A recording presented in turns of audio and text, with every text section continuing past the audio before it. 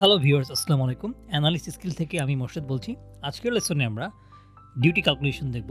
পণ্য ইম্পোর্ট করার ক্ষেত্রে কিভাবে আমাদের অ্যাসেসমেন্ট ভ্যালু চার্জ করা হয় এবং তার সাথে কিভাবে customs duty, regulatory duty, SD, VAT, এটি এবং এআইটি চার্জ হয়। তার সাথে আমরা কিভাবে সিএনএফ কমিশন ক্যালকুলেট করব এবং সিএনএফ কমিশনের উপর ভ্যাট এবং ট্যাক্স কিভাবে ক্যালকুলেট করব এবং লাস্টলি আমাদের টোটাল ডিক্লারেশনটা কত হবে সেটা আমরা দেখব।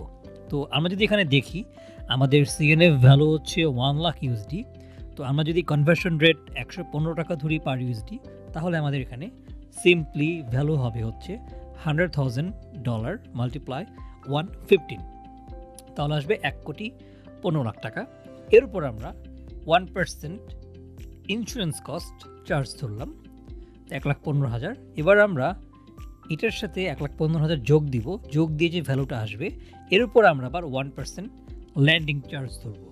তারপর আমরা এই দুটোকে যোগ করব, যোগ করলে যে ভ্যালুটা আসবে 1,17,31,150, এটি হচ্ছে আমার অ্যাসেসমেন্ট ভ্যালু। তাহলে এই ভ্যালুর উপর আমার ডিউটিসগুলো ক্যালকুলেট হবে।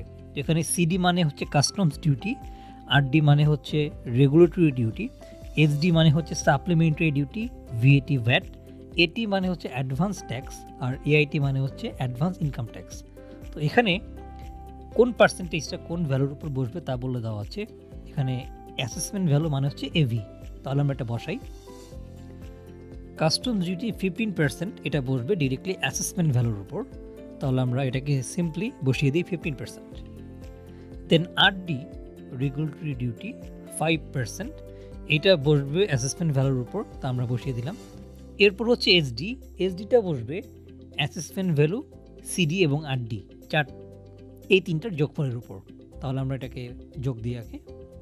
Assessment value plus CD plus RD, এখানে যে ভ্যালুটা আসবে এইটার উপর আমার 20% অ্যাড হবে সাপ্লিমেন্টারি ডিউটি, তাহলে আমার সাপ্লিমেন্টারি ডিউটি চলে আসলো 28,15,476।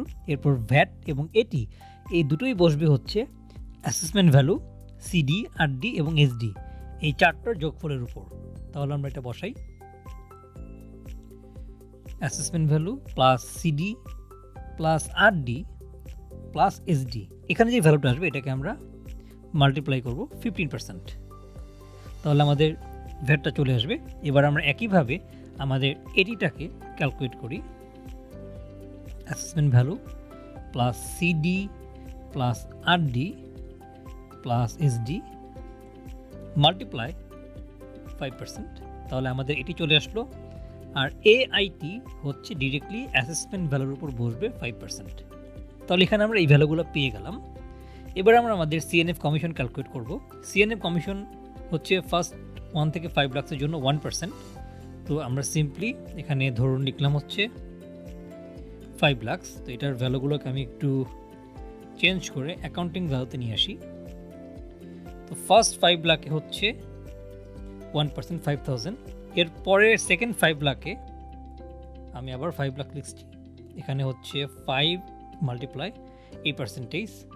এরপর থার্ড স্ল্যাবে হচ্ছে 10 লাখ, এখানে আমি 10 লাখকে মাল্টিপ্লাই করলাম 0.5% দিয়ে।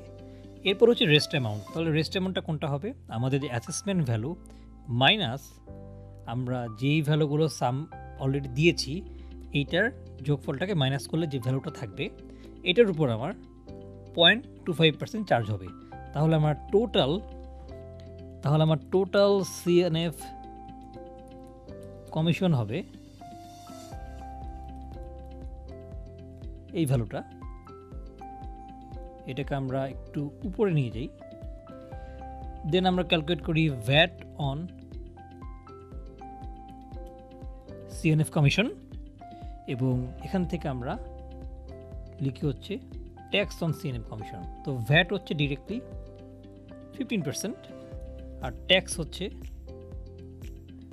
10%, তাহলে আমাদের এখানে যদি ক্যালকুলেট করি আমার এই দুটোকে আমরা নিয়ে আসি,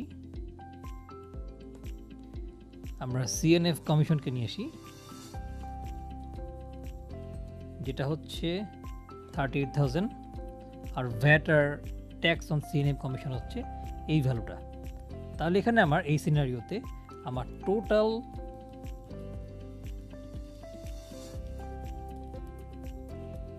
ডিক্লারেশন হচ্ছে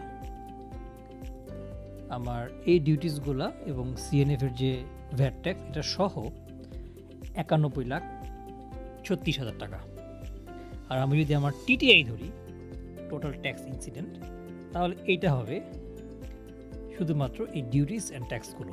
তাহলে টিটিআর পার্সেন্টেজ কত, আমার যেই টিটিআই টোটাল ভ্যালুটা আসছে সেটা ভাগ অ্যাসেসমেন্ট ভ্যালু, তাহলে এটা হচ্ছে আমার 78%, বা যদি আমি আরেকটু করি 77.8% হচ্ছে আমার টোটাল টিটিআই। এভাবে করে আমরা আমাদের ডিউটিস এবং ডিক্লারেশনগুলো ক্যালকুলেট করতে পারি। Thank you.